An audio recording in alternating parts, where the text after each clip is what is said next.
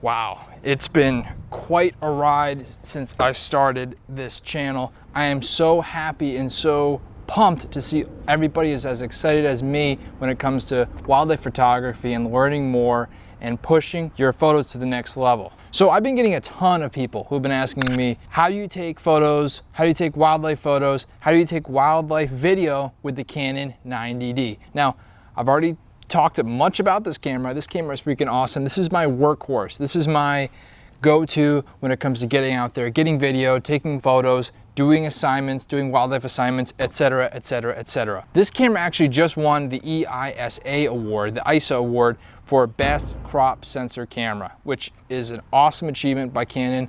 Congrats. I mean, I wouldn't expect that much different.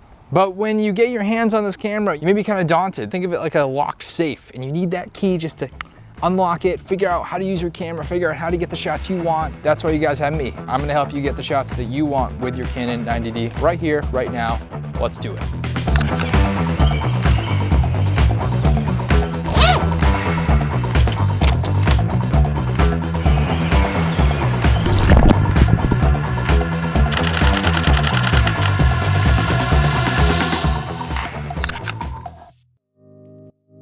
So let's get right into it. Right now, I have paired the Dream Team, the Canon 90D, paired with the Canon 100 to 400 millimeter 2. So when I go out wildlife shooting, I always set the mode dial to manual. Now, there's a big reason why we do not shoot auto when we shoot wildlife photos. So the big reason is in auto, you can't take photos in RAW. And what RAW is it's a photo format that you can put through Lightroom when you are faced with conditions where the camera tricks itself and, for example, takes a backlit image. You can take a RAW file, put it through Lightroom, and save the photo, and all of a sudden you turn one of your throwaway photos into an award-winning image. All right, so looking at the mode dial here, we're gonna twist that all the way to M.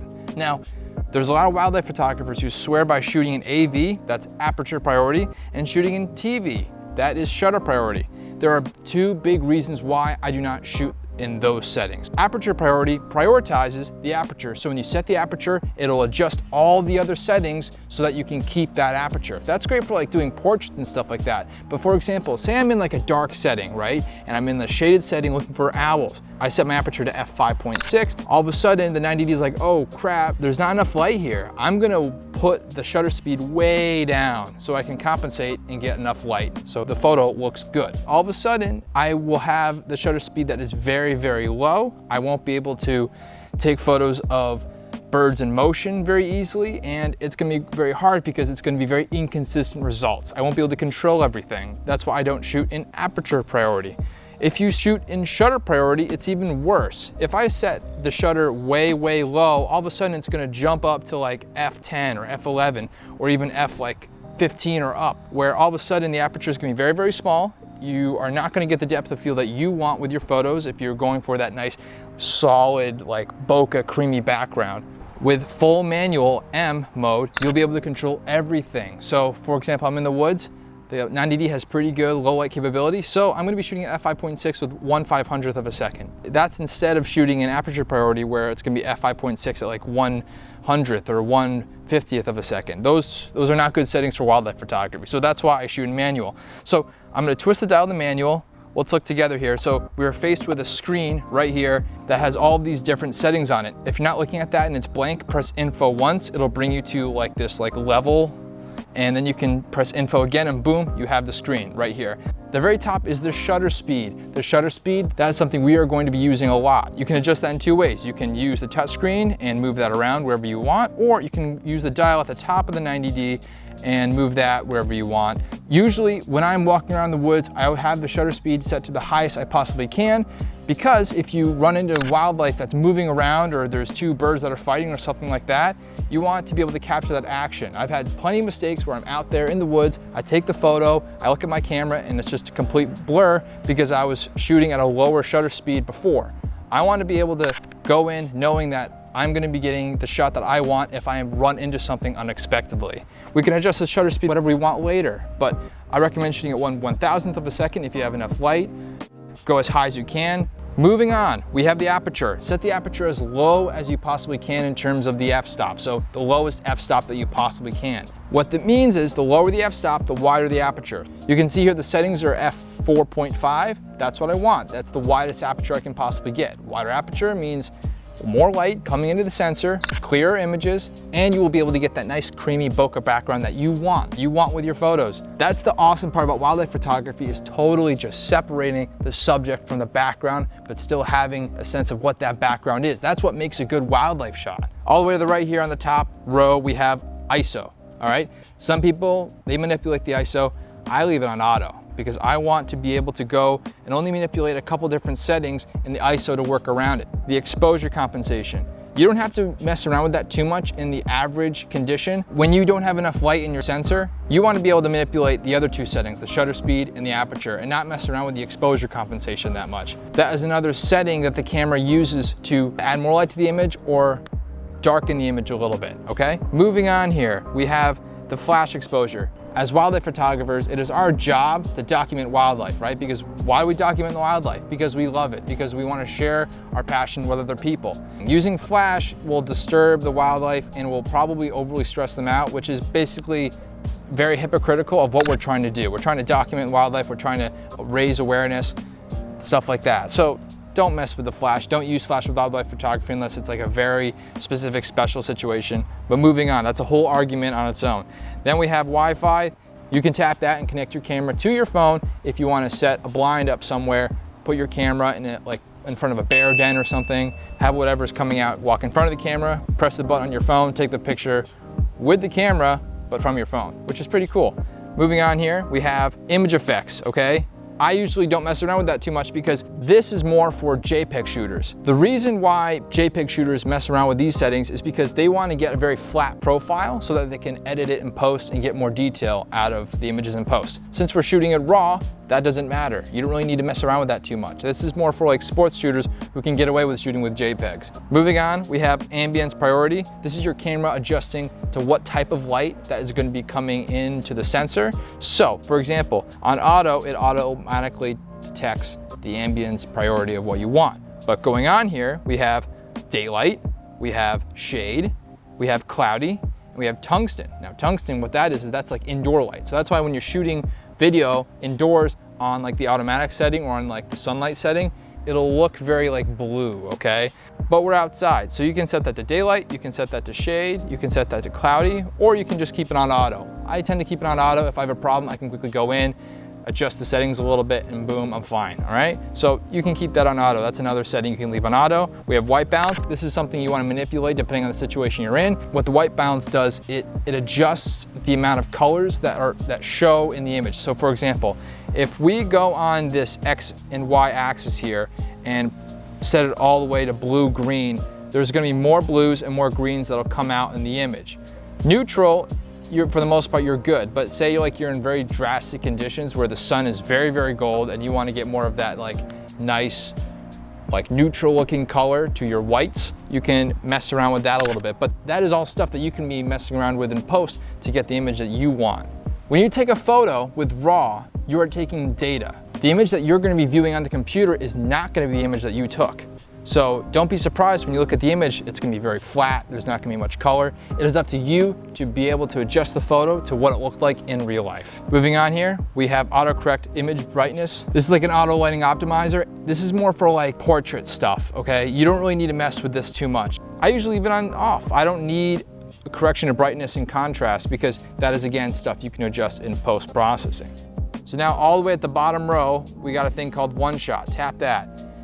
You do not want it to be on one shot. What this is basically doing is it's telling your camera when it should focus. So for example, in one shot, when you hold down the AF button or hold down the shutter halfway, it is going to be focusing in on the subject. When you take that picture, it's done. It's not going to autofocus anymore. It got the picture it wanted, right?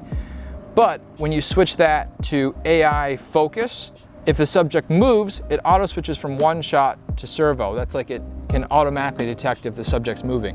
We don't really want that either, because, and guess what, in wildlife, things can get unpredictable. You want to make it so that you get reliable images, right? So going here, we're going to switch it to AI servo. When you hold down the AF button, your camera is going to be constantly focusing on the subject. When the subject comes closer, the camera is going to refocus. When the subject goes farther out, it's going to refocus, even if you're holding down taking pictures. After each picture taken, it'll readjust its autofocus setting, and then it'll take another photo, right? So that's good. We want that to be an AI servo. Now we got autofocus settings done. Now let's move on to the autofocus points. So the 90D has 45 autofocus points, if I remember correctly, and it has a bunch of different modes. It has the manual select spot AF, which is its smallest mode. It autofocuses on a very, very small target.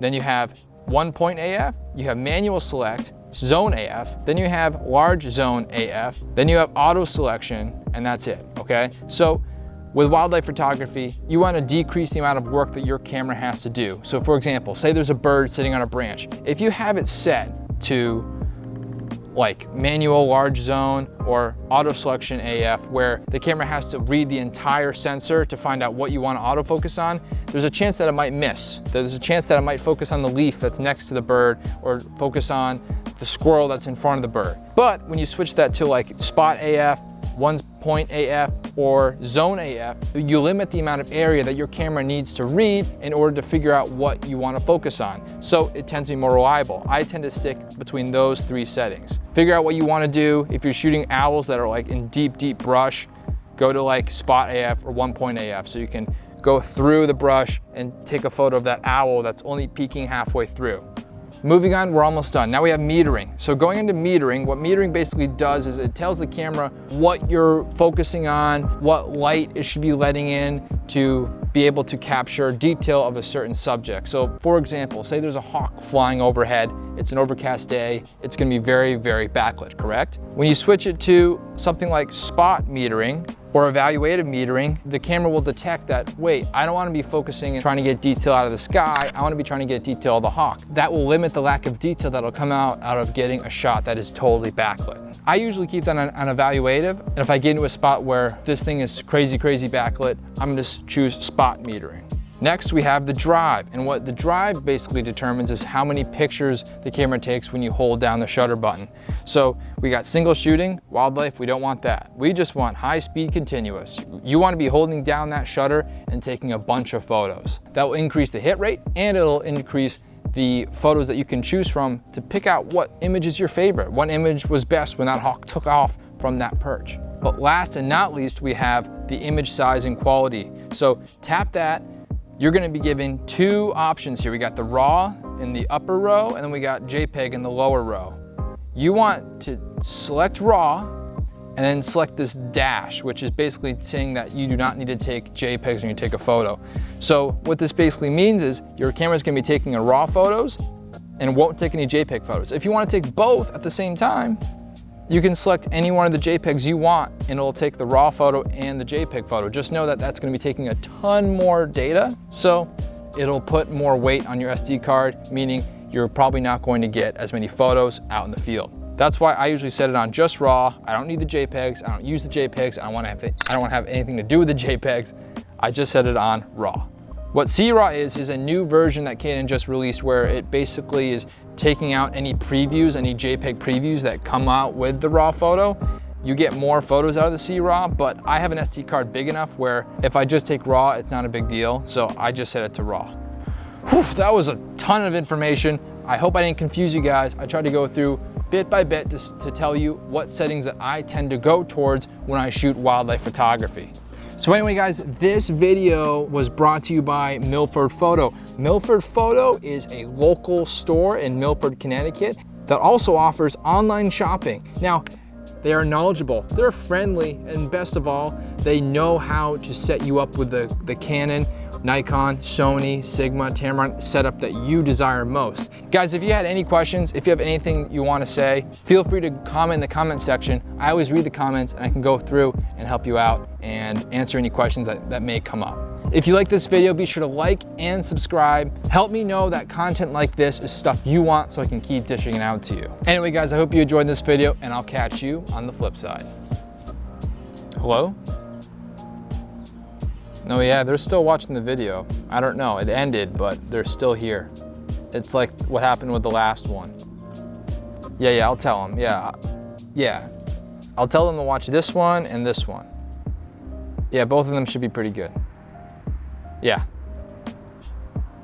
Okay, yeah, okay, love you too, bye.